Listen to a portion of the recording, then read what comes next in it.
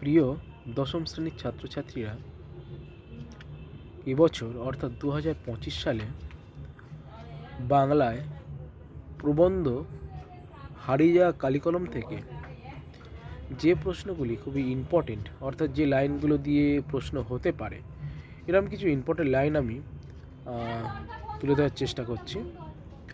তার আগে আমি দেখিয়ে দিই যে 2024 সালে হারিয়ে যাওয়া কালিকলম থেকে কোন প্রশ্নটা পড়ে গেছে। 2024 সালের প্রশ্নপত্র এখানে দেখো পড়ে গেছে। 2024 সালে সব মিলিয়ে লেখালেখি রীতিমতো ছোটোখাটো একটা অনুষ্ঠান। লেখালেখি ব্যাপারটাকে একটা ছোটোখাটো অনুষ্ঠান বলা হয়েছে কেন, বুঝিয়ে লেখো। এটা 2024-এ পড়ে গেছে, তাহলে এটাকে আমরা বাদ দিয়ে 2025-এর জন্য আমরা রেডি হব।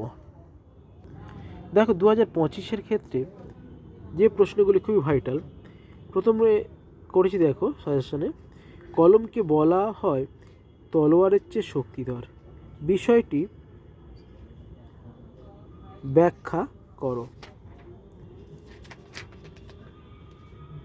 বা অমন বলার কারণ কি বলে তোমার মনে হয়।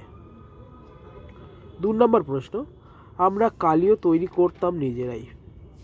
কারা কালি তৈরি করতেন, তারা কিভাবে কালি তৈরি করতেন।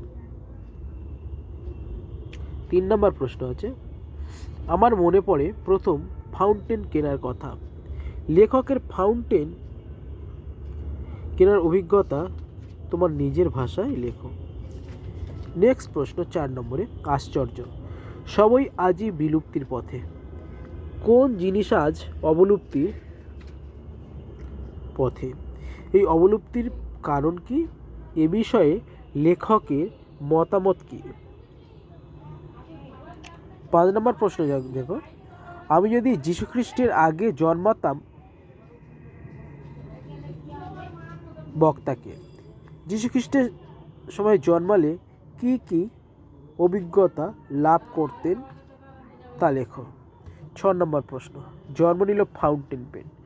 ফাউন্টেন পেনের স্রষ্টাকে, বাংলায় কে এই পেনের নামকরণ করেছিলেন। ফাউন্টেন পেনের জন্ম বৃত্তান্তটি সংক্ষেপে লেখো। এই হলো 2025 সালের সাজেশন হারিয়ে যাওয়া কালিকলম থেকে। যারা এখনও পর্যন্ত আমার জেপি স্টাডি সেন্টার চ্যানেলটি সাবস্ক্রাইব করেন, অবশ্যই চ্যানেলটি সাবস্ক্রাইব করো। লাইক, শেয়ার, কমেন্ট করতে ভুলো না। আমি যথাসম্ভব সাজেস্টিভ অনুযায়ী প্রশ্ন উত্তর দেব। অবশ্যই তোমরা চ্যানেলটিকে সাবস্ক্রাইব করে রেখো।